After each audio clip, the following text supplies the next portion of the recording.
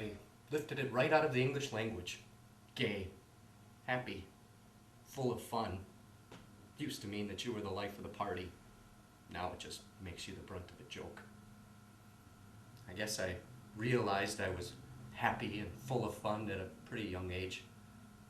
Even in my youth, I somehow sensed that it wasn't quite right to be happy and full of fun. So I kept those happy little feelings to myself and put a lid on all the fun I was full of. Then as I reached adolescence, I told myself, you're not so happy. You're really no fun at all. Actually, that was very much true. But I still couldn't convince myself that I wasn't gay. My only hope was that I'd somehow outgrow it, that I would get through my terrible teens and somehow everything would fall into place.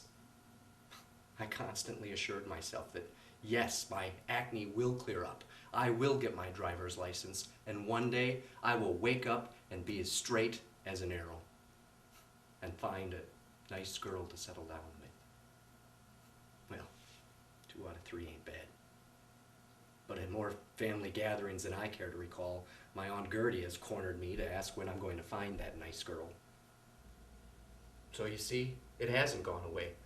I waited patiently, but I never turned straight. But I turned to a lot of people. Mike, for instance. He was my best friend all through college. He was the first person I told about my happy condition. Yep, he took it right in stride. He strode right out of my bedroom door, down 6 flights of stairs, then turned around and came right back again. Why? To give me a chance to explain? No, to tell me that if I ever breathed one word about how he'd been seduced into friendship with a lousy faggot, he'd break both my legs. Mike. What a guy. My next go-round with tolerance and understanding came at graduation when I turned to my dad for support. For some reason, through all the pomp and the ceremony, I was suddenly seized with this profound realization that my father and I were virtual strangers. I don't know, maybe it was all the emotional impact of the day. Well, could have been that lifetime subscription to Playboy that I received as a graduation present. Anyway, something had to be done. So, when everyone came back to the house, relatives and all, I waited for the right moment. Dad finished telling his war stories, flashing his battle scar, which was always my mother's cue to herd everyone suddenly out to the garden and show them her prize peonies.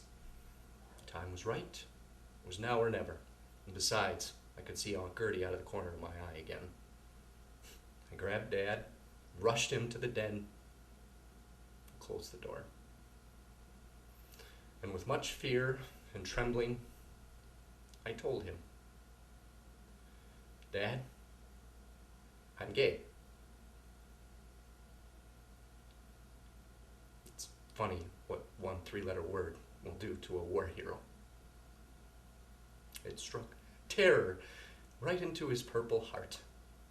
Dad went screaming out of the room into the backyard as if the end of the world was about to come, and I was the one who dropped the bomb. I'll spare you all the gory details, but I will tell you one thing. Aunt Gertie has never bothered me since. Shortly after that, I started to go to the bars. You know, those unspeakable places with unspeakable people committing unspeakable acts. Places like the Snuggery, except they're unspeakably gay. I told myself I'd never be caught dead in any kind of bar like that. That was a long time ago. You know, there are loopholes to be found in self-made promises. Loophole number 1, I'll never be caught dead in one of those bars. I never was caught. I certainly had some close calls, and I won't mention any names, but never once was I caught. Loophole number 2, I'll never be caught dead in one of those bars. I was never found dead in one of those bars or anywhere else. Loophole number 3, I'll never be caught dead in one of those bars. Did you know that there are some 65 gay bars in the Chicagoland area? And at any given night, you might find me making the rounds. But I can honestly say that I was never caught dead in one of those bars. So, I decided to try a new strategy. Sobriety. It was brilliant. I started to order my Cokes without the rum. And then I began to scan the room, looking for someone to talk to. And you know what? I found him. It was a beautiful arrangement. He had everything that I wanted in a one-on-one relationship. And I had everything that he needed. And a place to crash for a couple of weeks. Boy, did he have me fooled.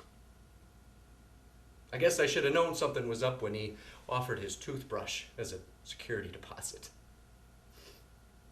You know, I've known gay relationships that last 15, 20 years. I've got socks that lasted longer than Dave and I. Well, that pretty much depletes my inventory of things to turn to, people and places to turn to. There's not much left, except a lot of bitterness, rejection, betrayal. Did I mention bitterness? Most recently, I've been given a challenge. Never mind, it's silly.